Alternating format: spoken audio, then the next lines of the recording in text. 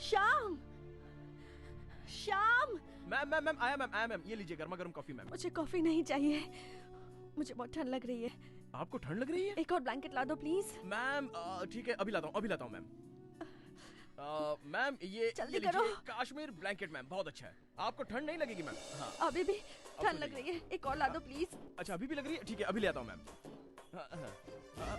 ये लीजिए Shyam, ma'am. one more please,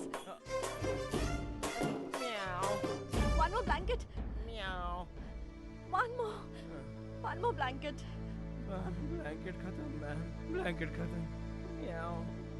मुझसे नहीं होगा, सारे ब्लैंकेट खत्म हो गए मैम। ये गरम ब्लैंकेट है ही नहीं मैडम।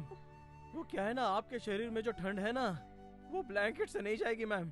और 10 ब्लैंकेट लाके पटक दो तो भी नहीं जाएगी मैम। ये ठंड बाहर के एटमॉस्फेयर की नहीं है मैम, ये ठंड तो अंदर से आई हुई ठंड है मैम। म्याऊ। ये लड़की की ठंड ना बिल्कुल हिमालय के आइस की तरह होती है, और इसके विपरीत लड़का सूरज की तरह होता है। जैसे ही सूरज की किरणें हिमालय पर पड़ती है तो हिमालय में से हिम निकलकर उसका गंगा में रूपांतर हो जाता है, और गंगा से सागर। इसी तरह से जीवन चलता है मैम। देखिए मैडम, आप इस तरह की ठंड को वो फ्रिज में रखे हुए नकली आइस की तरह मत समझ लेना। That's different ma'am.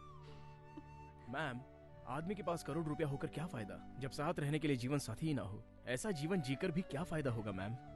जीवन की गाड़ी तो तभी चलती है जब आदमी औरत का और औरत आदमी का साथ दे मैम। आई एम सॉरी, मुझसे मिस्टेक हो गई मैम। मैं सुबह पक्का डॉक्टर को ले आऊंगा ma'am. Okay ma'am, okay bye. Shyam, Shyam, आया मैम, आया। हाँ बोलिए मैम। क्या हुआ मैम, क्या हुआ? Yes ma'am. कहाँ थे तुम? कल रात तुमने क्या किया? कल रात मैं खाना खा के सो गया झूठ मैम। मत बोलना। कल रात को मैंने ब्लू ड्रेस पहनी थी, लेकिन अब वो मैंने ही चेंज की थी मैम। What? मैम आप भीग गई थी और ठंड से कांप रही थी, तो आपको तकलीफ ना हो ये सोच के मैंने आपका ड्रेस चेंज किया मैम। मिस्टेक हो गई हो तो सॉरी मैम। चेंज करते वक्त मैंने लाइट्स ऑफ कर दी थी मैम। प्रभु सॉरी मैम। वैसे जो भी किया मैंने मजबूरी में किया, क्योंकि आपकी जान बच जाए यही मेरी सोच थी। Sorry ma'am.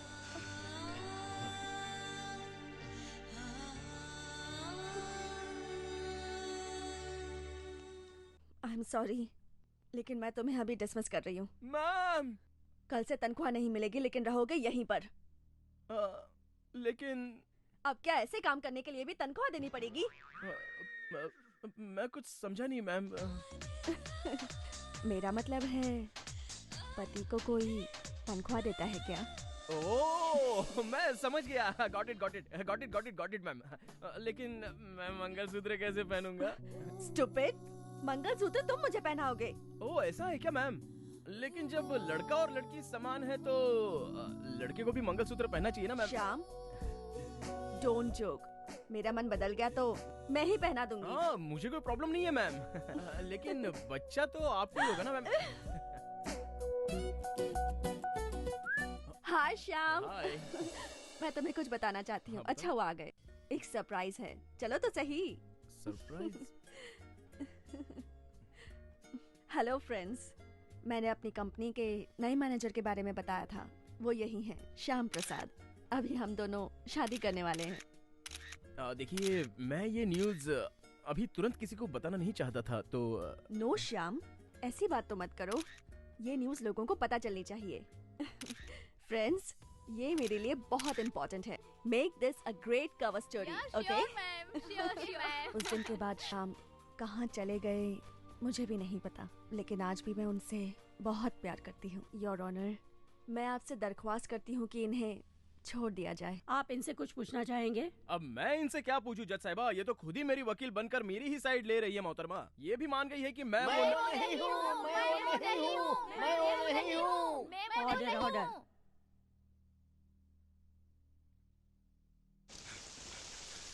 Sir DNA report आ गई है। अब जाके वो फंसेगा। डीएनए रिपोर्ट तो पॉजिटिव आई है ना? नहीं सर, दोनों की रिपोर्ट मैच नहीं कर रही। मैच नहीं कर रही?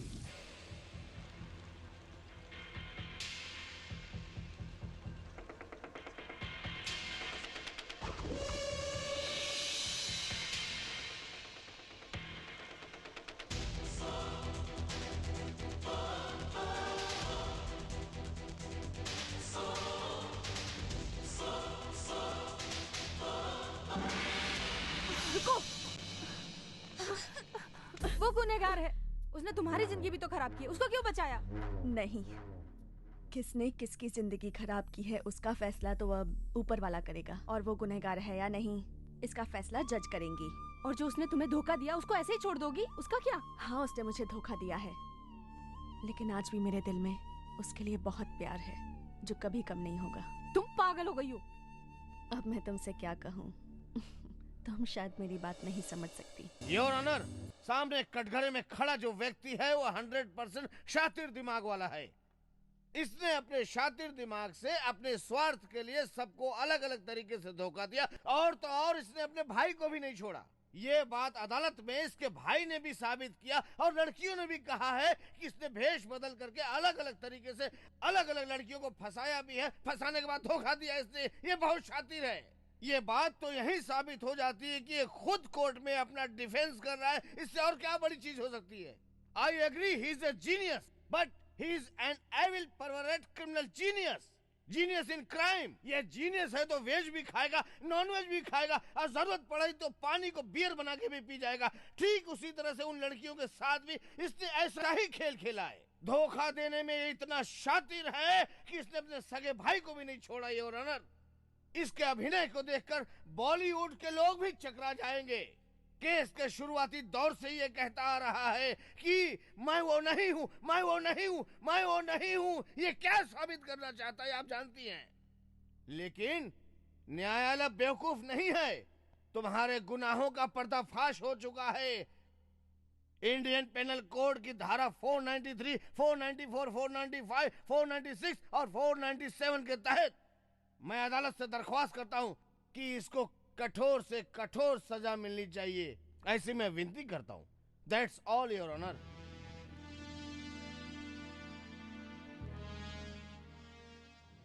अब इस केस का फैसला अगले हफ्ते सुनाया जाएगा। Court is adjourn. Good morning sir. Sir, Panchmitra Annapurna का बेटा नहीं है, इसका गवाह लाया हूँ सर। ये नमूना कौन है? सर, उस अन्नपूर्णा के 4 बच्चे हैं। 2 विजयनगर में रहते हैं और 2 विदेश में रहते हैं।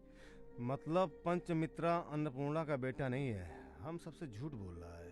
क्या रे, अन्नपूर्णा का घर कहाँ है ये तो बता सकता है ना? हाँ हाँ, मेरी माँ है अन्नपूर्णा। वो कहाँ है? क्या बात कर रहे हो सर, उनका रहने का तरीका हम दोनों को पसंद नहीं आया, परेशान करके रखा था सर। मुझे लगता है मैंगलोर वाले घर पे पड़ी होंगी चुपचाप। मैंगलोर वाला घर तुम्हारी माँ ने रुद्रेश को बेच दिया है, वो तो तुम्हें पता ही होगा ना। क्या बात कर रहे हैं, ऐसे कैसे बेच देगी सर? यहाँ आके आप बिना काम की बात कर रहे हो। हम लोग यहाँ चुप नहीं रहेंगे, मैं देखता हूँ कैसे बेचती है वो। कल ही मिलूंगा तुमसे। हाँ, शमशान में जाके लेगा। ये आप क्या कह रहे हैं सर?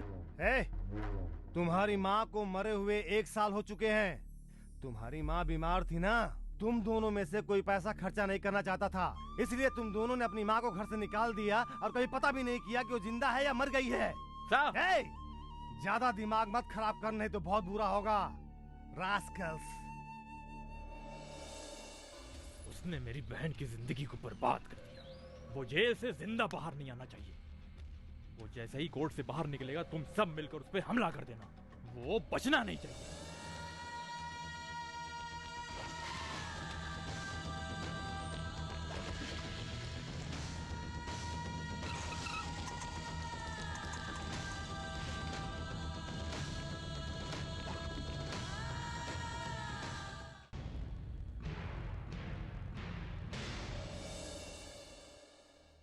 आज इस समय कटघरे में खड़े मुस्लिम पंचमित्रा के ऊपर बहुत सारे आपराधिक केस हैं, जैसे धोखेबाजी, लूटपाट, जिसे वो मानने से मुकर रहे हैं।